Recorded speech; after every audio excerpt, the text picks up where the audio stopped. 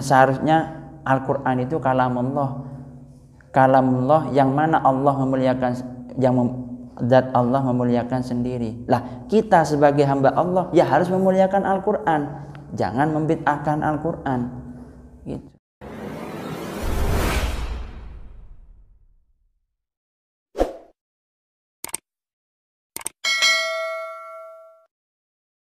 Assalamualaikum warahmatullahi wabarakatuh. Alhamdulillahirabbil alamin.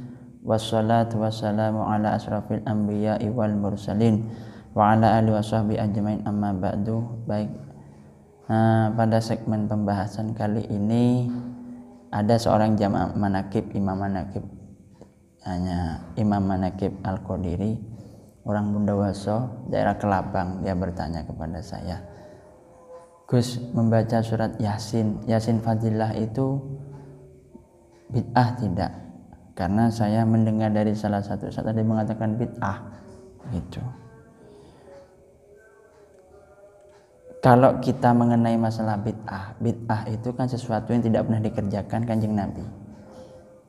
Tapi dengan kecerdasan, keunggulan, wawasan luas Imam Syafi'i, akhirnya bid'ah itu terbagi menjadi ada yang bid'ah madmumah, bid'ah yang jelek, ada yang bid'atun huda, bid'ah yang boleh selama tidak melanggar batas-batas syariat yang telah ditentukan. Mengenai pembacaan Yasin Fadilah itu ada sebuah hadis, ini saya mengambil di Abwabul Faraj karangan Syed Muhammad, halaman 99. Di sana ada sebuah hadis anin Nabi sallallahu alaihi wasallam annahu qala inna likulli syai'in qalban wa qalbul Qur'an Yasin wa man qara'a Yasin kataballahu lahu bi qiraatiha qiraatil Qur'an asyra marrat. Setiap segala sesuatu itu mempunyai jantung atau hati, dan hatinya Al-Qur'an itu terletak pada surat Yasin. Barang siapa yang membaca surat Yasin, maka Allah akan menulis dengan sebab dia membaca surat Yasin tersebut 10 kali lipat. Kemudian terkait mengenai Yasin Fadilah, itu Yasin Fadilah itu di sini Syed Muhammad juga menyebutkan halaman 100, surat Yasin Fadilah ini sudah ada sejak zaman ulama-ulama Mekah dulu diantaranya, dan guru-gurunya Syed Muhammad gitu. Lalu dilestarikan oleh para kiai-kiai, ulama-ulama yang ada di bumi Indonesia. Khususnya tidak usah jauh-jauh Anda memandang, Mbah Muzaki, Kiai Haji Ahmad Muzaki, guru kita itu setiap puasaan pasti habis manakib siang pasti membaca Yasin Fadilah, pasti sudah itu. Ya, karena di sini juga saya selingi juga ada di sebuah kitab berupa Al-Adhkar An-Nawawi halaman 12, i'lam anna dzikra mahbubun fi jamil ahwal illa fi ahwali waradus syar'i bistisna'iha. Ketahuilah, zikir itu hukumnya sunnah dalam setiap keadaan kecuali keadaan-keadaan yang dilarang oleh syara'. Contoh, kamu atau kita misalnya waktu BAB kita berzikir dijaharkan, waktu pup BAB kita gitu. Itu tidak boleh istilahnya, sungguh bukan maudhu'nya, bukan tempatnya. Atau ketika ketika kita melakukan mau nyopet ataupun mau nyabu istilahnya, kita wiridan lah, itu yang tidak boleh. Terus juga itu dialatkan Nabi. Saya mengutip juga di At-Tibyan. Ini kedua-duanya karangan Imam Abi Zakaria Sharaf An-Nawawi. Imam Nawawi ini adalah salah satu ulama yang azab. Apa ulama azab itu?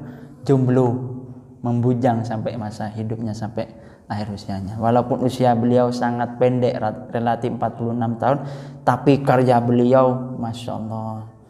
Mungkin saya sendiri pribadi malu melihat beliau, karena saya sendiri masih merasa masih belum bermanfaat. Imam Nawawi itu pengarang Al-Majmu' Syarah Muhadzab itu 27 jilid. Itu. Tibyan ini karangan Imam Abi Zakaria Sharaf An-Nawawi juga fi adabi hamalatil Quran halaman 91. Wa yustahabbu idza marra bi ayati rahmatin ayyas Allah taala min fadlihi wa idza marra bi ayatin adzabin ayyasta'idza billah minasyarri aw minal adab. Artinya apabila membaca ayat rahmat disunnahkan berdoa kepada Allah, memohon kebaikan, nikmat dan rahmatnya. Dan apabila mendengar atau membaca ayat tentang siksa, maka disunnahkan memohon ampunan, perlindungan kepada Allah dari segala keburukan dan siksa. Itu dari segi kitab yang lainnya. Kan tapi di sini wa minal kaifiyah dan mujarrabatnya di antaranya katanya Sayyid Muhammad.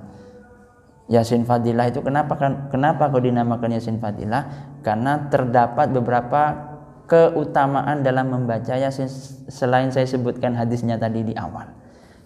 Kenapa kok dinamakan Yasin Fadilah? Karena banyak sekali faidah-faidahnya. Salah satunya mudah tercapai hajatnya. Di sini disebutkan bahwa bagaimana caranya membaca Yasin Fadilah itu, yaitu lafaz pertama Yasin, Yasin, Yasin, Yasin, Yasin itu 7 kali. Kemudian wa idza balagha fil qiraah ila qaulihi wasyamsu tajri lil mustaqarril laha dzalika taqdirul azizil alim, dzalika taqdirul azizil alim itu 14 kali.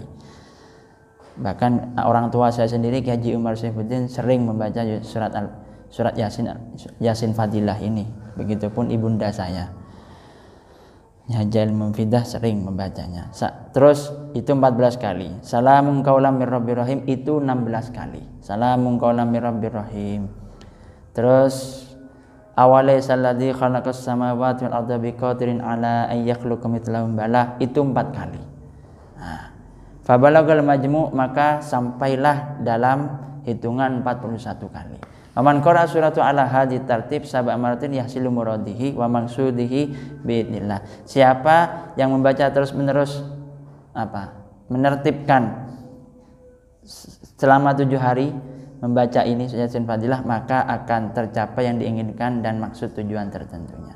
Karena Yasin Fadilah itu terkait masalah yang membaca pertama kali Yasin Fadilah ini masih belum saya itu ulama-ulama yang memang sengaja karena mengetahui bahwa surat Yasin ini jantungnya Al-Quran. Makanya untuk mengenai nama ulamanya saya masih belum menemukan. Tapi bagi siapa saja yang membaca Yasin Fadilah mendawamkan, itu pasti akan terkabul hajatnya.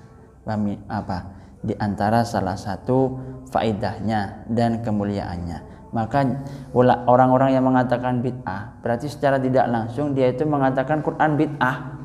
Itulah. Bagaimana sih? Seharusnya Al-Quran itu kalamullah.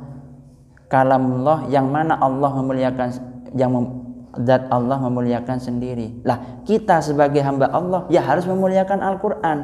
Jangan membid'ahkan Al-Quran. Gitu. Jangan membid'ahkan Yasin gitu. Kenapa ulama-ulama terdahulu itu kok sangat mencintai dan menyukai Yasin Fadilah? Ya karena tahu isi dan kandungan maknanya. Gitu. Bagi orang-orang yang membid'ahkan itu rata-rata tidak mengetahui isi kandungan asar bekasnya yang ada dalam hatinya, perilaku sosial dalam tingkah lakunya sehari-hari. Jadi jangan pernah sekali-kali mengatakan amalan yang dilakukan oleh Nahdliyin itu bid'ah. Ada tendensi konsensus hukumnya sendiri, pengambilan dari kitab-kitab yang muktabar. Mungkin kiranya itu saja yang bisa saya sampaikan. Kurang lebihnya saya mohon maaf. Wallahul muwaffiq ila aqwamit thoriq. Wassalamualaikum warahmatullahi wabarakatuh.